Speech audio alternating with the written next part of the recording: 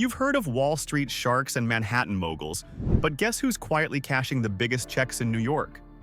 A circle of Filipinas who turned grit, timing, and pure hustle into serious money. Sit tight because this is the jaw-dropping countdown of the 10 richest Filipino women in the US. And the one sitting at number 1? Let's just say her net worth could fund an entire city block. Let's dive in. Number 10, Evangelista. Let's open this countdown with someone who doesn't just walk into New York Fashion Week. She floats in like she personally owns the lighting budget. Evangelista is easily one of the most recognizable Filipinas on any global runway. And while her life might seem like one long couture fitting, the behind-the-scenes story is far more strategic than people give her credit for. Hart built her wealth through a surprisingly diverse mix. Her artwork, which sells to renowned private collectors, high-end endorsements, fashion collaborations, luxe brand campaigns, and her massive digital presence that pulls in income even while she's asleep on a flight to Paris. Add real estate and investments in fashion and lifestyle ventures, and suddenly the It Girl label starts to feel like an understatement.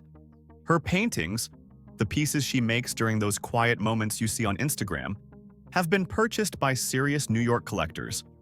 The kind with climate-controlled penthouses and private gallery rooms. And when you think about it, this is the part of Hart's story that people miss. They focus on the outfits, but the real money isn't in wearing luxury, it's in becoming luxury. Her ties to New York are stronger than people realize. Hart is a recurring VIP at New York Fashion Week, a favorite of editors from Vogue and Harper's Bazaar, and someone designers actively request because she raises the room's credibility just by being in it. Even the tabloids love her, not the messy kind, but the Filipina fashion icon spotted entering a private show kind. And here's the real shocker. Evangelista is one of the only Filipinas with actual influence in Manhattan's ultra-selective fashion circles. Not the public-facing influencer influence, real, behind-the-scenes clout where big brands adjust seating charts to accommodate her. And while Hart's world is full of velvet ropes and front-row seats, our next Filipina didn't charm New York with fashion. She conquered it with food diplomacy and fine dining. And trust me, her story is spicier than any 5-star menu she's ever created. Number 9, Margarita Fores. If Hart dazzles New York with couture, Margarita Fores wins it over with something far more universal. The kind of food that makes diplomats temporarily forget they were arguing 5 minutes earlier. Named Asia's best female chef in 2016, Fores is a culinary force who managed to take Filipino cuisine, long misunderstood abroad, and elevate it into something the world's biggest cities actually fight over. Her wealth doesn't come just from restaurants, but from the entire ecosystem surrounding her culinary empire.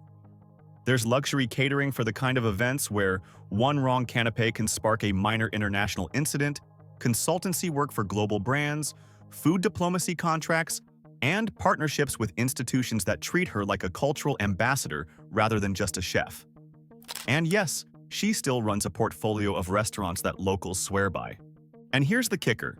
Fores' connection to New York isn't a passing cameo.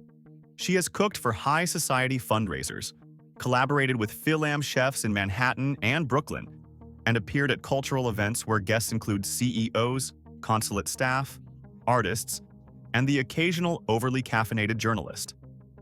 Her name pops up in circles that don't usually agree on anything: food critics, diaspora communities, and diplomats. Midway through her story comes the real plot twist. Margarita isn't just serving food in New York, she's shaping Filipino identity in places where culture is often reduced to stereotypes. She shows up, sets a table, and suddenly people who couldn't point to Palawan on a map are praising adobo like it's the city's newest obsession. Her work has become a soft power tool, part culinary, part diplomatic, part, let me introduce you to something you didn't know you needed. And while Fores' journey is rich in flavor and personality, our next Filipina took a completely different path. She didn't build wealth through fashion or food. She built it through truth, public accountability, and a media career that made her one of the most recognizable faces in the Philippines. Number 8. Davila.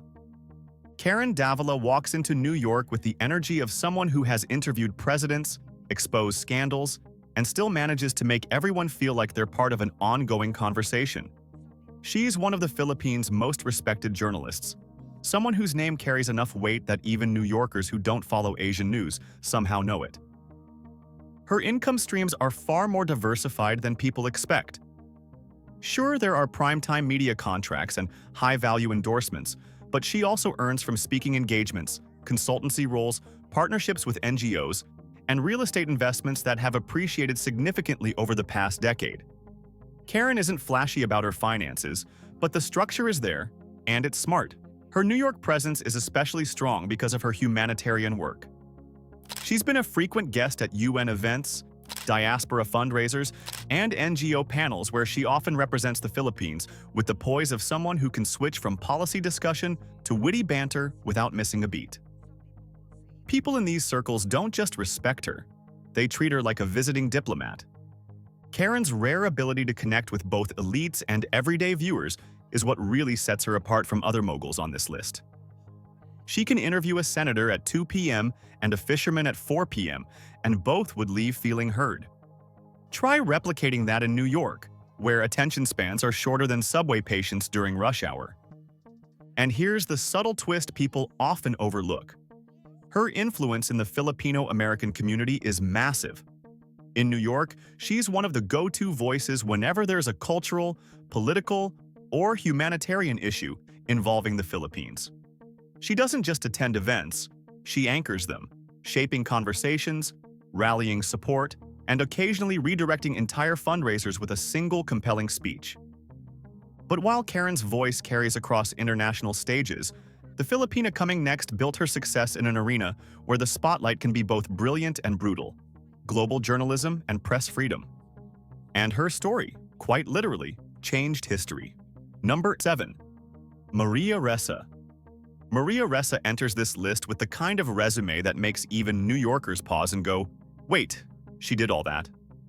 She is a journalist, a truth teller, a Nobel Peace Prize laureate, and the kind of person who has spent decades walking straight into storms most people would avoid even on Twitter.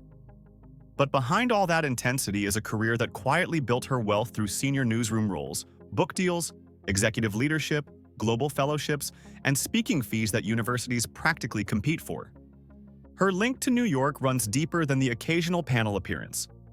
Maria has strong academic roots in the city through NYU and Columbia, where she frequently interacts with journalism students, researchers, and media scholars who treat her like a living case study in courage under pressure. She's a regular presence at United Nations events, where discussions about digital rights, democracy, and press freedom often circle back to her work. And then there are the advocacy groups, CPJ, Human Rights Watch, and Media NGOs, many of which are headquartered in Manhattan and have supported her battles for years. To put it into perspective, Maria Ressa is one of the few Filipinas who is controversial at home but celebrated in New York. In Manila, people argue about her. But in Manhattan, she's greeted like a cultural icon.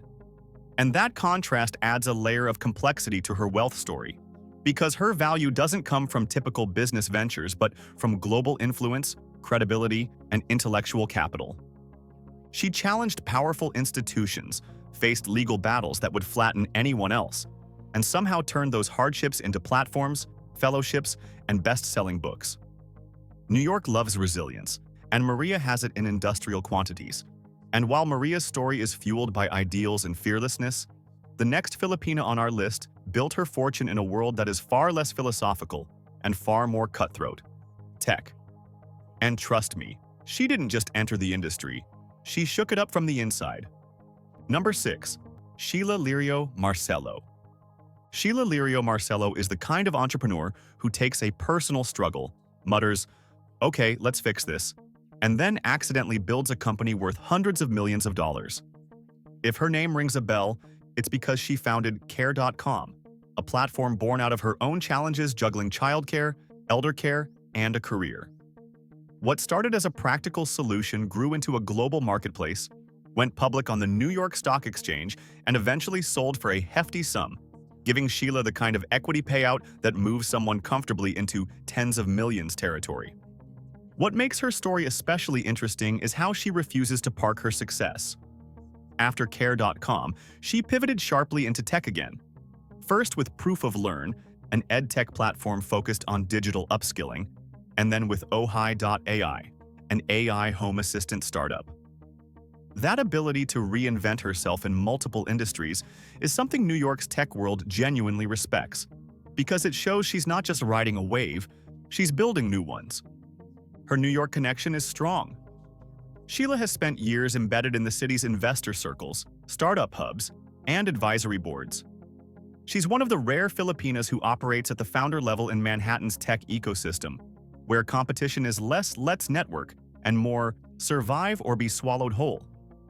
And yet she fits in seamlessly, often seen mentoring younger founders or speaking at events where the audience includes VCs, engineers, and people who pretend to understand blockchain.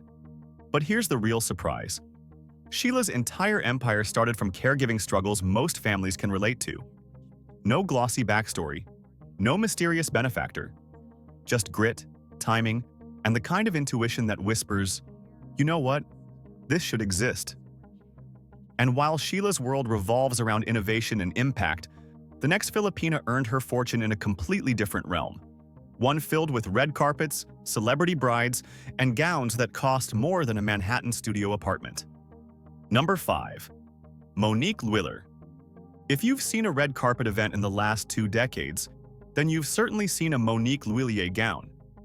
She's the designer Hollywood turns to when something beyond stunning is required.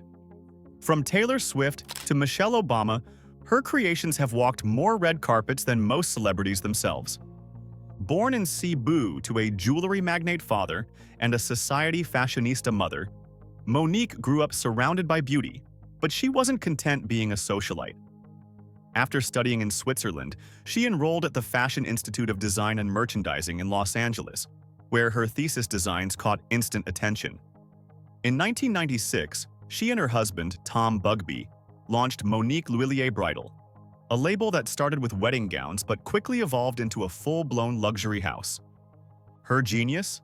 She made bridal wear aspirational but attainable, tapping into a recession-proof niche where emotion drives spending. When Britney Spears wore a Lhuillier dress for her wedding, the brand exploded. Soon after came global celebrity placements: Reese Witherspoon, Taylor Swift, Blake Lively, and even former First Lady Michelle Obama. Each appearance became an ad that money couldn't buy. But here's where it gets interesting. Monique didn't stop at couture only. She expanded her fortune into home decor, fragrances, and ready-to-wear, transforming her aesthetic into a full lifestyle brand. Her headquarters in Los Angeles now houses design studios, showrooms, and a thriving e-commerce arm that sells elegance in every form. And apart from that, she maintains a strong New York connection as well, having a boutique on the Upper East Side, regular runways at NYFW, and media coverage whenever a celebrity wearing her piece steps out of a black SUV. Her designs have graced high society weddings, red carpet premieres, and magazine covers, making her a favorite among stylists who need effortless luxury without trying too hard. Beyond business, Monique gives back generously to arts and fashion education in the Philippines, sponsoring young designers and promoting Filipino craftsmanship abroad. She has built a brand that whispers luxury instead of shouting it, the kind of wealth measured not by yachts or tabloids, but by timeless influence. And if you're curious who we're heading toward next, let's just say the next woman on our list has stepped into a different arena altogether, where influence, activism, and community collide. Number 4. Juan Ling Martello. Before most executives finish their morning briefing, Juan Ling Martello has already shifted the gears of 3 global markets. Her story begins in Manila, where a math-savvy Filipina from UP Diliman realized early that numbers could move not just spreadsheets, but economies. After earning her MBA at the University of Minnesota, she joined global giants like Walmart International and Nestlé, taking on CFO and senior finance roles that put her at the nerve center of multi-billion-dollar supply chains. She wasn't just tracking performance, she was rewriting how these corporations deployed capital across continents. Eventually, that corporate precision turned into private equity muscle. Juan Ling became a founding partner at Baypine Capital, a Boston-based private equity firm managing multi-billion-dollar assets across retail, CPG, and tech. Think of her as the quiet power behind the boardroom glass, the kind of strategist who can pull strings that move markets. Juan Ling Martello portfolio now spans North America, Asia, and the Middle East, with stakes in logistics, green tech, and digital commerce. What makes her fascinating isn't just the wealth, it's the strategy. Juan Ling represents a rare breed of Filipinos who aren't known for showy businesses or celebrity ventures, but for intellectual capital, the kind that quietly compounds into equity and influence. Juan Ling's network reads like a global finance who's who, with board positions at Alibaba, Stellantis, and even early advisory roles for Uber. New York has been one of her primary arenas. Investor presentations, corporate roadshows, strategy retreats. She has spent years in Manhattan's financial ecosystem, moving in circles where board directors, hedge funds, and analysts dissect every global decision. She's the kind of executive who enters a meeting, drops a single strategic insight, and walks out leaving everyone rewriting their PowerPoints. What's really bizarre is that Martello is one of the most globally influential Filipinas you've probably never heard about. She operates at the very top of multinational corporate leadership, but stays resolutely low profile. No scandals, no viral drama, just disciplined excellence, decade after decade.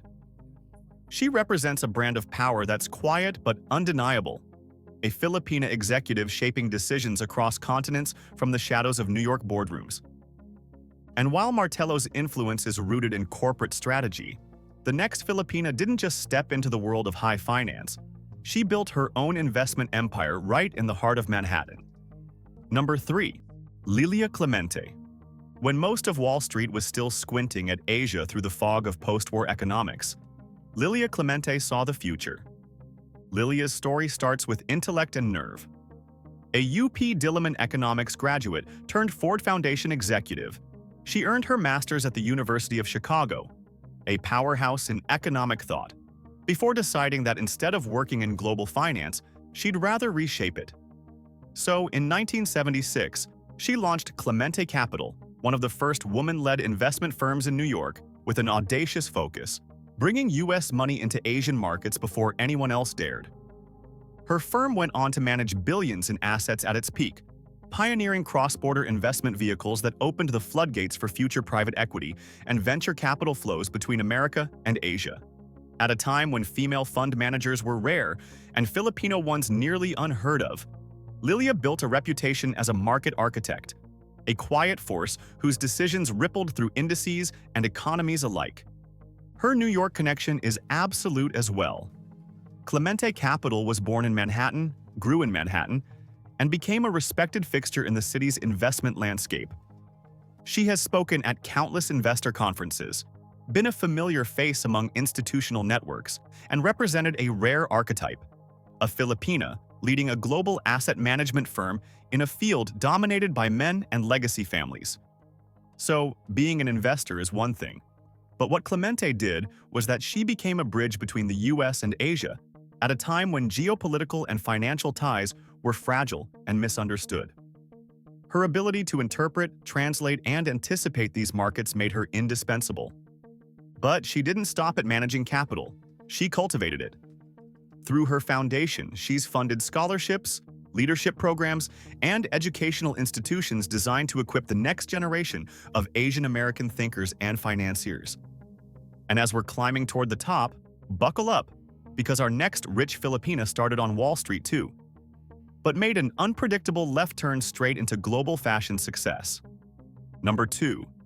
Josie Natori. Josie Natori's story sounds like a perfect Hollywood script. A Filipina immigrant rises to vice president at Merrill Lynch, enjoys a fast-tracked Wall Street career, and then walks away from it all to start a lingerie company. Not exactly the career pivot her colleagues expected, but that leap of intuition turned into a global fashion force worth tens of millions. She founded the Natori Company in 1977 from her New York apartment, starting with embroidered sleepwear that blended Filipino craftsmanship with American luxury. Buyers loved it instantly. The brand grew from lingerie to apparel, homeware, fragrances, and a licensing portfolio that became one of the strongest income engines in her business. Retail partners across the world, from Saks to Neiman Marcus to specialty boutiques, stocked her collections. Her wealth accumulated piece by piece: product line expansions, licensing agreements, international retail growth, and decades of consistent brand recognition. Unlike fast fashion founders who chase trends, Natori built something timeless, the kind of brand loyalists pass down through generations. New York isn't just her base, it's her empire's heartbeat. The company is headquartered in Manhattan. Her flagship boutique is in Loida. Designers, editors, and stylists know her on a first-name basis. Fashion Week appearances, media features, showroom appointments. Her entire universe is woven into New York's cultural fabric. But what's really fascinating about her is that Josie never abandoned the Filipino identity at the core of her brand. Patterns inspired by tribal art, silhouettes nodding to pre-colonial textiles, design philosophies rooted in East meets West duality. She managed to honor her heritage while appealing to a global luxury audience, a rare combination in the fashion world. She is the immigrant dream sharpened to a fine point. The woman who conquered Wall Street, walked away, and built a global fashion house under her own name. And now, we arrive at the final chapter. The richest Filipina in New York. The one whose story begins with love, loss, and a billion-dollar corporate empire. Number 1. Loida Nicolas Lewis. And this is it, the crown jewel of the list.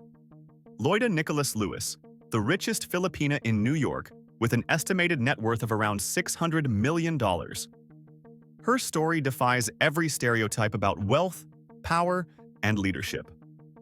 Born in Sorsogon, trained as a lawyer, she built a life in America, and then stepped into one of the most challenging roles imaginable, running a billion-dollar multinational empire after the sudden death of her husband, Reginald Lewis. Reginald was a Wall Street titan, the architect behind TLC Beatrice, the first Black-owned billion-dollar global corporation. When he passed away in 1993, many expected the company to falter. Instead, Loida took over as chair and CEO, walking straight into high-stakes boardrooms filled with corporate sharks who underestimated her, until she proved them wrong. Loida didn't cling to luxury. She streamlined the entire operation, selling the corporate jets, the limousines, as well as the unnecessary assets. And bit by bit, she stabilized TLC Beatrice, protected the family legacy, and kept the empire functioning until it was time to transition into a new era. Today, she leads the family investment vehicle, TLC Beatrice LLC, managing diversified assets, growth positions, and long-term investment strategies. While she rarely flaunts her wealth, her influence in New York's civic, philanthropic, and business communities is immense. Her philanthropic footprint is equally powerful. As chair of the Reginald F. Lewis Foundation, she supports education, cultural institutions, and civil rights programs. She co-founded NAFFAA, strengthening the voice of Filipino Americans in national politics.